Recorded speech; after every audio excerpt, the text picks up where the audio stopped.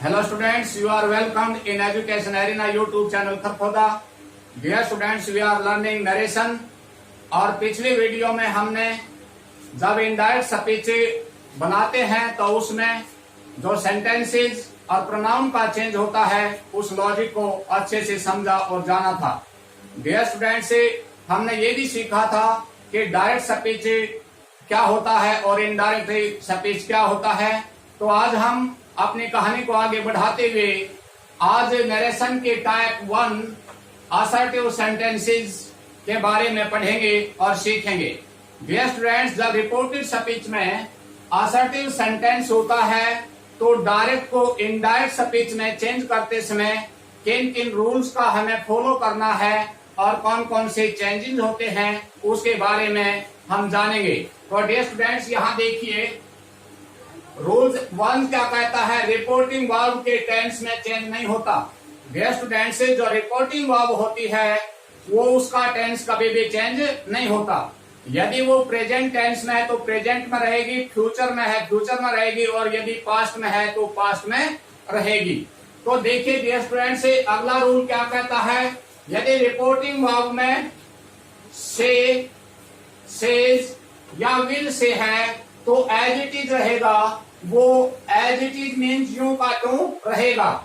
और यदि students reporting verb में से टू है, सेज टू है, विल से टू है तो उनमें चेंज आएगा। वो क्या चेंज आएगा, से टू को टेल में चेंज कीजिए, सेज टू को टेल्स में, और विल से टू को विल टेल में। देखिए स्टूडेंट्स, हमने पहले बताया कि रिपोर्टिंग वर्ब के टेंस में चेंज नहीं होता। यहाँ भी हमारा जो टेंस है वो प्रेजेंट इंडेफिनिट टेंस है, यहाँ भी प्रेजेंट इंडेफिनिट टेंस है और यहाँ फ्यूचर इंडेफिनिट टेंस है। तो डियर स्टूडेंट्स, यहाँ पर टेल, यहाँ पर टेल्स और यहाँ पर विल टेल।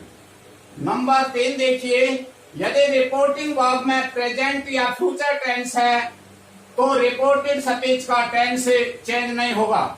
तो डियर स्टूडेंट्स, यदि ये बहुत इंपॉर्टेंट बात है, यदि रिपोर्टिंग वर्ब में प्रेजेंट और फ्यूचर टेंस होगा तो रिपोर्टेड स्पीच के टेंस में किसी प्रकार का परिवर्तन नहीं होगा। नंबर 4 है, कोमा के स्थान पर कंजंक्शन दैट का यूज होगा। यदि हमारा सेंटेंस असर्टिव है रिपोर्टेड स्पीच में तो कोमे हट जाएंगे और कोमे के स्थान पर कंजंक्शन दैट का यूज होगा। नंबर 5 है, इनडायरेक्ट बनाते समय रिपोर्टिंग स्पीच का जो कैपिटल लेटर होता है, डियर स्टूडेंट्स, जो रिपोर्टेड स्पीच में के अंदर जो कैपिटल लेटर से शुरू होता है वो जब हम इनडायरेक्ट स्पीच बनाते हैं तो उसका स्मॉल लेटर बन जाएगा। नंबर 6 है, रिपोर्टेड स्पीच के प्रोनाउन चेंज हो जाएंगे। तो डियर स्टूडेंट्स, ये कुछ ऐसे रूल थे जिनका फॉलो करना अति अनिवार्य है।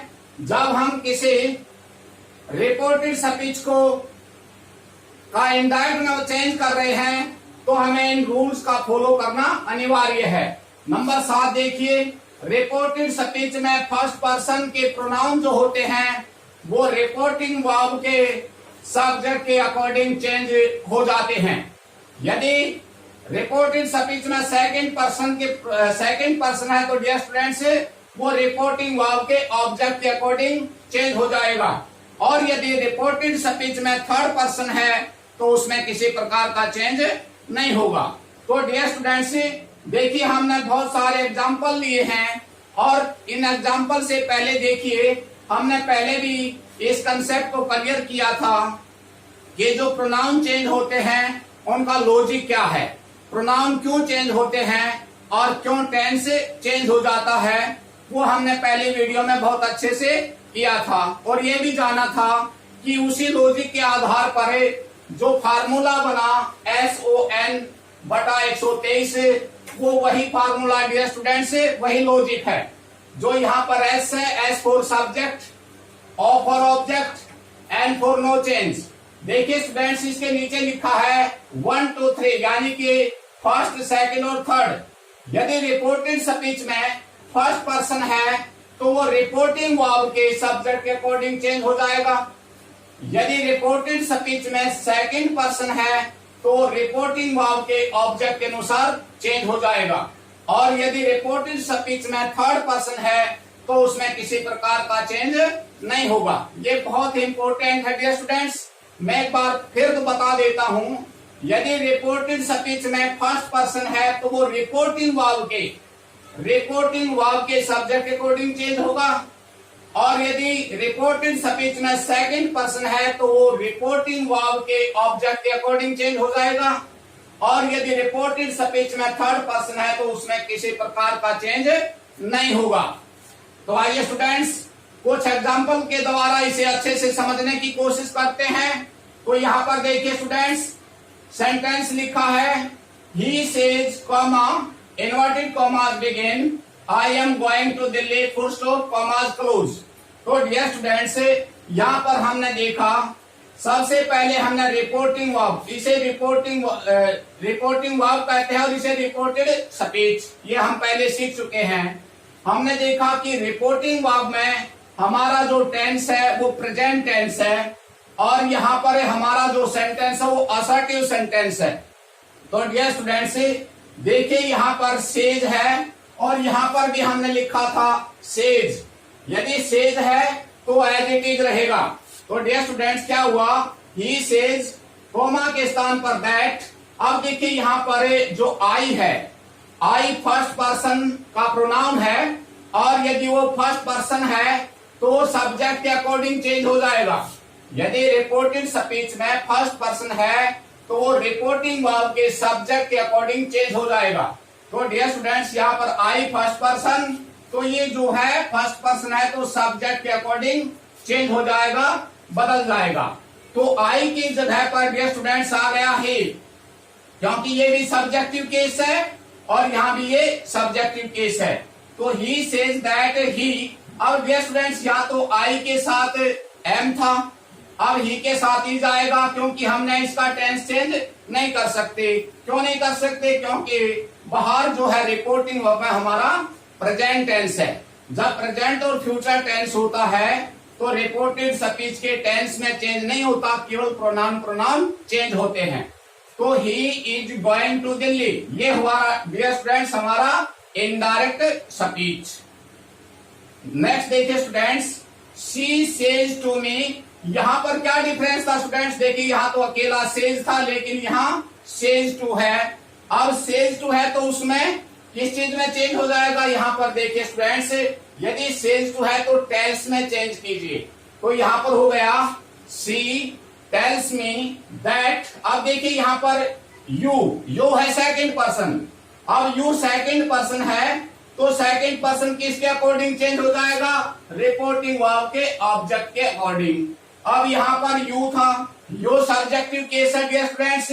अब यहाँ पर देखिए यहाँ हमारा ऑब्जेक्ट है मी। अब मी का जो केस है वो है कौन सा केस है डियर स्टूडेंट्स, यहाँ पर आइए, आई माई मी, ये हुआ ऑब्जेक्टिव केस। यहाँ पर मी ऑब्जेक्टिव केस है और यू सब्जेक्टिव केस है। तो डियर स्टूडेंट्स बदलेगा यू तो यहां से जाएगा, इसके जगह पर रिपोर्टिंग वर्ब से जो ऑब्जेक्ट है वो आएगा। अब यहाँ पर यू जो है वो सब्जेक्टिव केस, तो इस मी का भी सब्जेक्टिव केस बना दीजिए। अब देखिए सब्जेक्टिव केस बनाने के लिए ये ऑब्जेक्टिव, ये पॉजिटिव, ये सब्जेक्टिव। तो डियर स्टूडेंट्स यहाँ पर यू का बन गया आई, ठीक है। अब यहाँ यू के साथ आर था तो आई के साथ am, I am writing a letter. अब यहाँ पर देखिए डियर स्टूडेंट्स एक हिम आया, हिम है थर्ड पर्सन। अब थर्ड पर्सन का प्रोनाउन है तो चेंज नहीं होगा, तो हिम एज इट इज गया। तो क्या बन गया, she tells me that I am writing a letter to him. और स्टूडेंट्स समझ गए होंगे।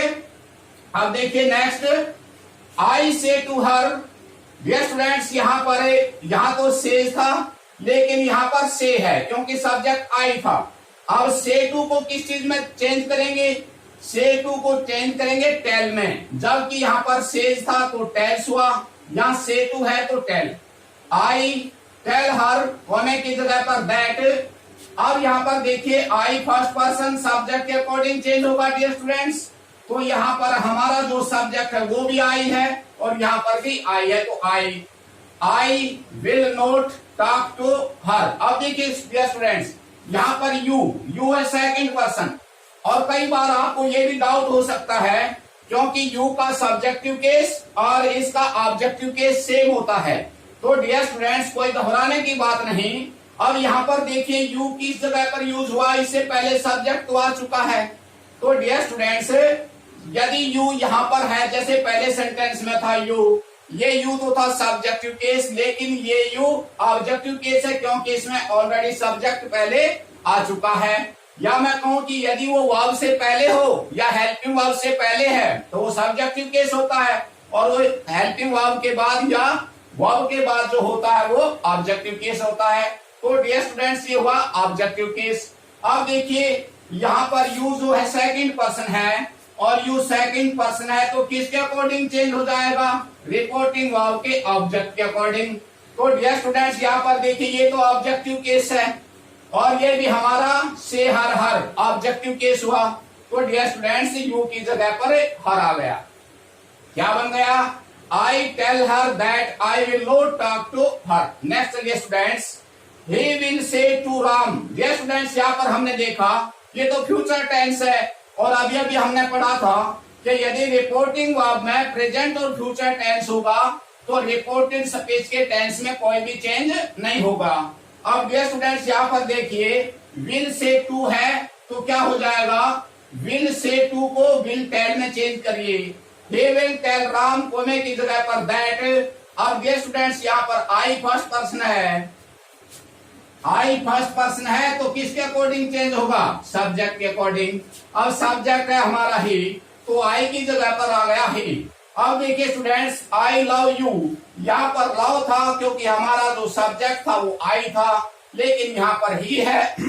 अब ही के साथ यदि ही सब्जेक्ट है तो वर्ब के साथ ऐसे एस लेगा, तो ही लव्स। यहाँ पर देखिए यू जो है वो सेकंड पर्सन, अब सेकंड पर्सन किसके अकॉर्डिंग चेंज होगा स्टूडेंट्स? ऑब्जेक्ट के अकॉर्डिंग। ऑब्जेक्ट है राम, राम मीन्स ही। अब यहाँ पर देखिए ये हुआ हमारा ऑब्जेक्टिव केस और यहाँ पर तो ही है। अब ही है तो इसका ऑब्जेक्ट क्या बन जाएगा? ही, हिज, हिम। यहाँ पर देखिए स्टूडेंट्स, ये सब्जेक्टिव केस, ये पॉजिटिव और ये ऑब्जेक्टिव केस, तो क्या हो गया? यू का हिम। ये था स्टूडेंट्स हमारा एग्जाम्पल, लास्ट एग्जाम्पल था। डियर स्टूडेंट्स, देखिए मैं एक बार पुनः बता देता हूं, यदि असर्टिव टाइप का सेंटेंस है रिपोर्टेड स्पीच में और बाहर हमारा प्रेजेंट और फ्यूचर टेंस है, यदि रिपोर्टिंग वर्ब में प्रेजेंट और फ्यूचर टेंस हो तो रिपोर्टेड स्पीच के टेंस में चेंज नहीं होगा, केवल प्रोनाउन चेंज होंगे। और जो प्रोनाउन चेंज होते हैं, प्रोनाउन चेंज करने का तरीका हमने पहले भी अच्छे से किया, पहले वीडियो में भी, और मैं आपको फिर बता देता हूं। उसको आप सन बटा 123 के फार्मूले से चेंज करिए। यदि रिपोर्टेड स्पीच में फर्स्ट पर्सन है तो वो रिपोर्टिंग वर्ब के, यानी कि इस रिपोर्टिंग वर्ब के, जो ये रिपोर्टिंग वर्ब है, इसके सब्जेक्ट और ऑब्जेक्ट के अकॉर्डिंग चेंज होते हैं ये प्रोनाउन। यदि फर्स्ट पर्सन है रिपोर्टेड स्पीच में तो सब्जेक्ट के अकॉर्डिंग चेंज कीजिए, यदि सेकंड पर्सन है तो ऑब्जेक्ट के अकॉर्डिंग, और थर्ड पर्सन है तो उसमें चेंज नहीं होगा। तो डियर स्टूडेंट्स, प्रोनाउन तो चेंज केवल फर्स्ट पर्सन और सेकंड पर्सन के चेंज होते हैं। होप स्टूडेंट्स आप इस कंसेप्ट को समझ गए होंगे। Thank you.